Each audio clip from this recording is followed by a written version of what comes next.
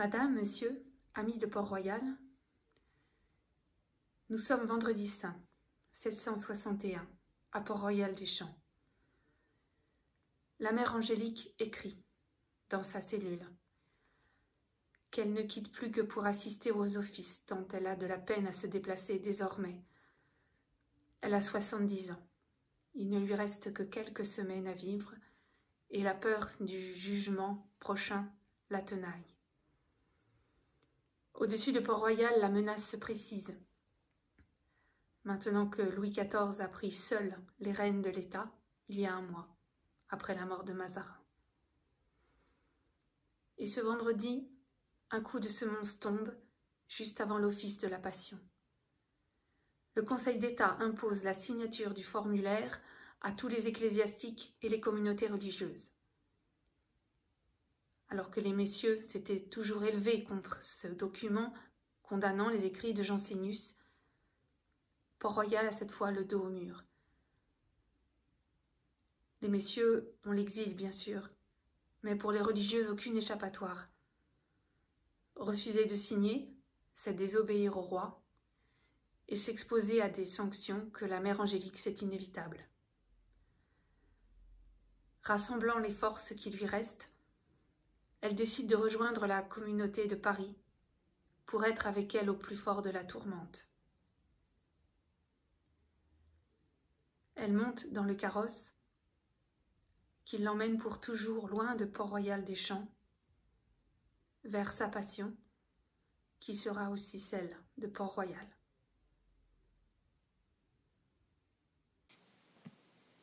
Nous sommes dans l'attente de toutes les menaces qui durent depuis tant d'années.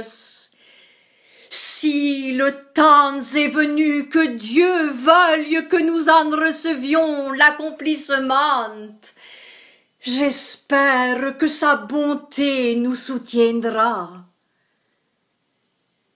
Je ne suis pas forte comme vous pensez, ma très chère mère, et je suis assurée que sans un secours particulier de Dieu, je serais la plus faible du monde et la faiblesse même. Le corps est à Dieu comme l'esprit. Il fera souffrir à tous les deux ce qui lui plaira, pourvu que tous ces mots nous séparent de toutes les choses du monde qui nous amusent et nous divertissent de lui. Ils seront très heureux. Lorsqu'elle arrive à Port-Royal de Paris, Angélique retrouve 60 religieuses, sans compter les novices, les converses et les pensionnaires. Toutes ont le visage défait et les larmes dans les yeux. Comme à l'accoutumée, la mère Angélique trouve les paroles roboratives pour rendre cœur à ses filles. C'est du moins ainsi que nous la présente Angélique de Saint-Jean, sa nièce, présente alors à Port-Royal de Paris, dans la relation qu'elle fit des années plus tard, des derniers temps de la vie de sa tante. « Quoi » dit-elle, « je vois que l'on pleure ici ?»« Allez mes enfants, qu'est-ce que cela? N'avez-vous donc point de foi? Et de quoi vous étonnez-vous? Quoi? Les hommes se remuent? Eh bien, ce sont des mouches, en avez-vous peur? Vous espérez en Dieu et vous craignez quelque chose? » Peu à peu, les mines s'apaisent et Angélique goûte les retrouvailles avec ses filles. La génération de religieuses qui sont rentrées pour elle, à cause d'elle ou grâce à elle à Port-Royal. Elle connaît l'âme de chacune, pour s'être longuement entretenue avec elle durant leur noviciat. La sœur Élisabeth Le Féron est sans doute une de celles qui aura le plus mis sa patience à l'épreuve. Elle se tient devant elle aujourd'hui, les mains tachées de l'encre des lettres de la mère qu'elle copie déjà en secret, le soir, à la demande d'Angélique de Saint-Jean. Élisabeth Le Féron, copiste et future archiviste du monastère, a longtemps hésité avant de s'engager dans la vie religieuse, mais ne rougit pas désormais de copier les lettres que lui écrivait alors Angélique, mêlant les expressions affectueuses et les paroles rudes pour convaincre la novice indécise. Ma très chère sœur, on ne sait que vous dire parce que vous voyez bien à quoi Dieu vous oblige et ce que vous devriez faire. Mais on sait bien ce qu'il faut vous souhaiter, qui serait le courage de le suivre et de ne plus raisonner sur vos difficultés. Enfin, ma très chère sœur, je ne fais pas grand cas de vos répugnances, ni même de vos froideurs et langueurs. Mais ce que je crains pour vous, c'est l'arrêt de votre esprit sur vos vaines appréhensions. Il semble que vous ne connaissiez pas Dieu, que vous oubliez sa bonté et son droit sur ses créatures, qui vous fait marchander avec lui, avec autant de bassesse et de vaines crainte que si vous aviez à traiter et à vous engager avec un homme misérable, faible et malin, qui ne voulut que vous attraper pour vous faire souffrir.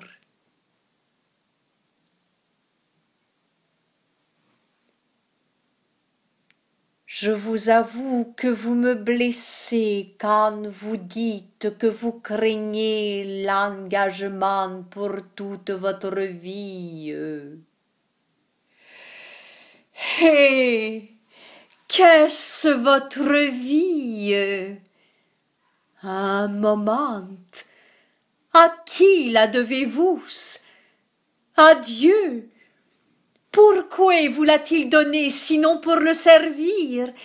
Et comment veut-il qu'on le serve, sinon en renonçant à soi-même et en portant tous les jours sa croix? Vous savez tout cela. Faut-il que votre humeur naturelle et votre mauvaise habitude à la suivre prévalent toujours contre vos lumières et les désirs que Dieu vous donne?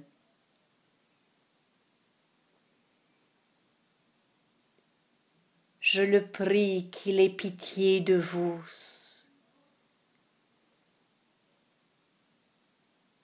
Il sait ce que je voudrais pouvoir pour votre bien, et que je suis tout à vous.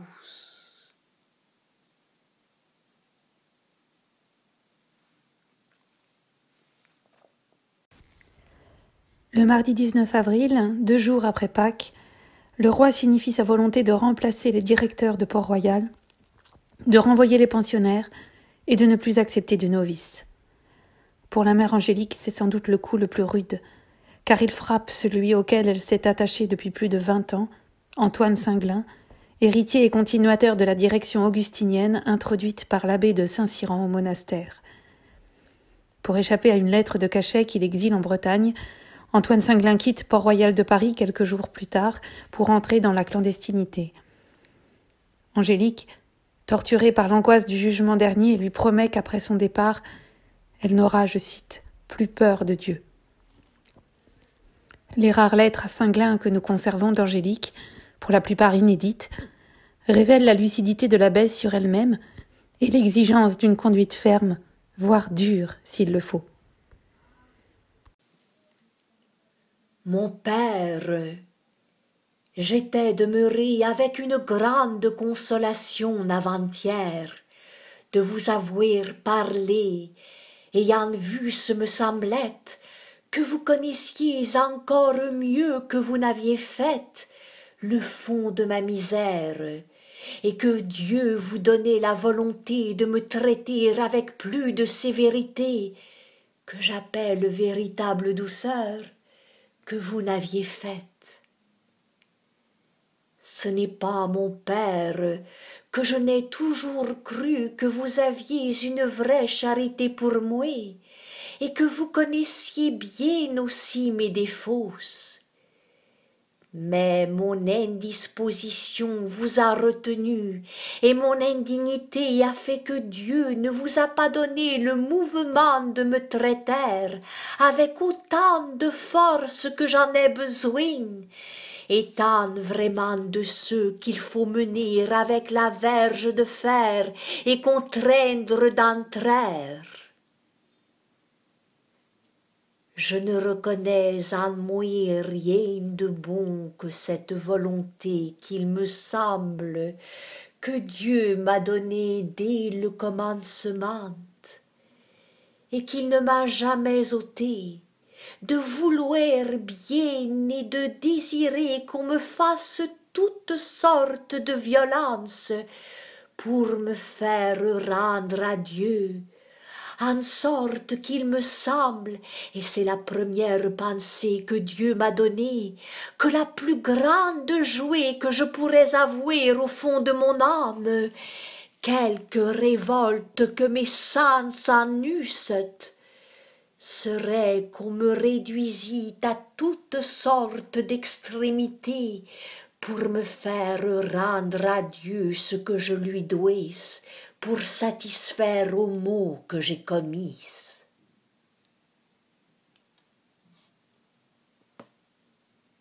Mais il ne faut rien attendre de ma bonté. Mais il ne faut rien attendre de ma bonne volonté que de souffrir la contrainte, car la légèreté de mon esprit, la pente que j'ai vers le monde, la violente inclination à suivre mes inclinations, me transportent tellement qu'elles me font tout oublier. Et j'aurais besoin d'une personne qui me vit et me retient continuellement, ou au moins de vous rendre compte tous les jours, comme je faisais à monsieur de Saint-Cyran par lettre ou en lui parlant, et que vous ne me pardonnassiez rien non plus qu'il faisait, et ce que j'ai bien peine à vous dire, parce qu'il détruit mon amour-propre, c'est que vous me parlassiez toujours avec ce qu'on appelle sévérité, en m'humiliant perpétuellement, car il n'est pas croyable, et vous le voyez bien, mon père, comme je prends vie et vaine consolation dans tout ce qui paraît tant soit peu à mon avantage. Cela détruit en moi toute l'attention à Dieu, et au contraire l'humiliation m'y porte toujours, et me privant de la fausse douceur dont la complaisance remplit mes sens, m'en donne une vraie qui me donne du repos de conscience, et tant sans faute, que lorsque l'on me fait connaître ma misère et mes défauts, cela m'apporte du découragement, que cela me fortifie, me donnant espérance que Dieu me fera enfin miséricorde, puisqu'il donne à ses serviteurs la connaissance de mes maux et la charité pour me corriger. Celle que j'en ai par moi-même me porte au désespoir. Mais quand je vois que vous les connaissez, pourvu que vous me le disiez, car quand je vois que vous le voyez et ne me dites rien,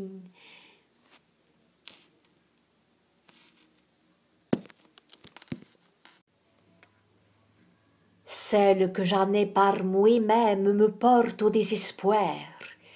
Mais quand je vois que vous les connaissez, pourvu que vous me le disiez, car quand je vois que vous le voyez et ne m'en dites rien, cela m'afflige beaucoup.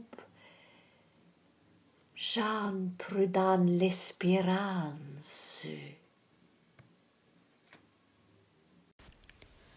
Il est intéressant de noter l'unité de ton entre les lettres d'Angélique et la relation qu'en fait Angélique de Saint-Jean sa nièce. Si Angélique se présente comme le serviteur souffrant d'Isaïe, ou se compare à Jonas prêt à entrer dans le ventre de la baleine, dit-elle, et à offrir sa vie finissante pour le salut de Port-Royal, Angélique de Saint-Jean n'hésite pas à identifier sa tante au Christ en personne. lorsqu'elle relate une procession que fit la communauté, pieds nus dans le cloître, pour détourner l'orage qui s'abattait sur le monastère le 10 mai 1661. On avait pour l'occasion sorti plusieurs reliques, et la mère Angélique choisit un morceau de la vraie croix qu'elle voulut à tout prix porter durant la procession. Mais, écrit Angélique de Saint-Jean, elle succomba sous sa charge et s'effondra en entrant dans le chœur. Il fallut remonter la mère dans sa chambre, d'où elle ne sortit plus.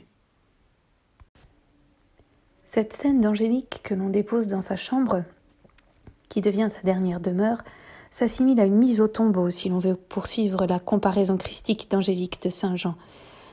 Et c'est bien d'une mise au tombeau qu'il faut parler, sans espérance de résurrection, du moins à ce moment. La mère Angélique s'enfonce dans la pensée de la mort, que sa nièce Angélique de Saint-Jean se plaît, voire se complaît à accentuer sur plusieurs pages de sa relation. Cela peut troubler le lecteur, mais l'insistance sur la mort et la peur du jugement est en réalité la base continue de toute la vie d'Angélique, que ces dernières semaines accentuent. Elle apparaît ainsi avec ses deux visages, celui d'une abbesse volontaire et énergique lorsqu'il s'agit de conduire sa communauté, et celui d'une religieuse hantée par son indignité et sa crainte d'un Dieu qui ne lui pardonnera pas ce qu'elle considère comme son péché originel, sa charge d'abbesse usurpée et exercée sans véritable vocation. Voici un exemple de lettre combative qu'elle écrit alors à une religieuse de Port-Royal des Champs. Monsieur N vous dira comment toutes choses sont dans une extrême aigreur. Il n'y a que Dieu qui puisse empêcher la persécution. Mais c'est assez puisque tous ces furibonds sont devant lui moins qu'une mouche. Il le faut bien prier et espérer toujours en sa miséricorde. Demandez-lui, ma chère mère, que je le fasse, et que je ne continue pas misérablement de le dire aux autres toujours, sans le faire. Je vous conjure, ma chère sœur, de ne point branler, quoi qu'il puisse arriver. Dieu est toujours Dieu, et par conséquent, tout sage, tout puissant et tout bon pour nous soutenir et consoler nos maux. Je le loue du courage qu'il vous donne. C'est une grâce visible de sa miséricorde qui l'augmente en tous autant sa sainte paix, que les menaces qu'on nous fait d'une cruelle guerre sont plus publiques et plus grandes. Je ne sais si je me trompe, mais je pense que Dieu ne permettra pas tout ce que les pères jésuites voudraient bien. Nous devons être assurés que l'on répand non seulement par toute la France, mais par toute l'Europe, ce qui se passe séance.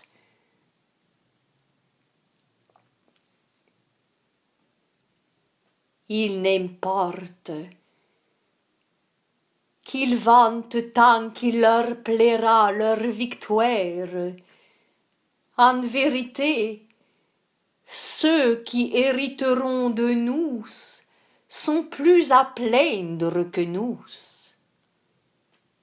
Ne vous inquiétez de rien. Je ne le fus jamais moins par la grâce de Dieu. Il faut mettre toute sa confiance en lui. Justorum animae in manu Dei sunt, Deus refugium nostrum et virtus. La furie est à son comble. Il n'y a que Dieu qui bride les flots de la mer courroucée et les puits s'arrêtèrent. Mais c'est assez. Il nous doit suffire puisque c'est notre bon Père. aussi bien en nous affligeant qu'en nous consolant. Comment ne pas entendre dans cette exhortation le courage intrépide d'une Arnaud lorsqu'il s'agit d'agir et de riposter? Le goût d'Angélique pour les psaumes qu'elle cite ici est d'ailleurs révélateur de sa conception d'un Dieu guerrier, le Dieu désarmé qui peut combattre aux côtés de son peuple, mais aussi se retourner contre lui. Mais au soir de sa vie, Angélique, la batailleuse, est de plus en plus oppressée.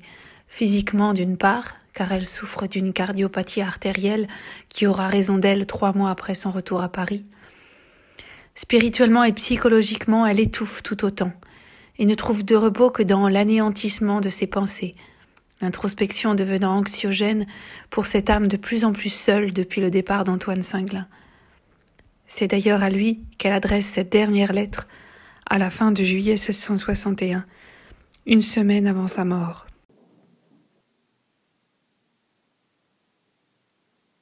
J'ai encore eu ce matin une oppression si grande que c'est un vrai sentiment de morte. La nuit a été bien fâcheuse, s'il est permis d'appeler du bien du mal. Je ne suis pas si mal présentement, mais néanmoins assez pour croire que je ne puis guère durer. Je suis dans une grande langueur. Je voudrais bien ne songer plus à la terre, mais toujours mon esprit distrait et vain m'emporte. Faites pour moi, mon bon Père, ce que je ne suis pas digne de faire. Je vous supplie très humblement de m'obtenir une vraie foi et de me donner votre sainte bénédiction. Je ne puis plus écrire ni relire.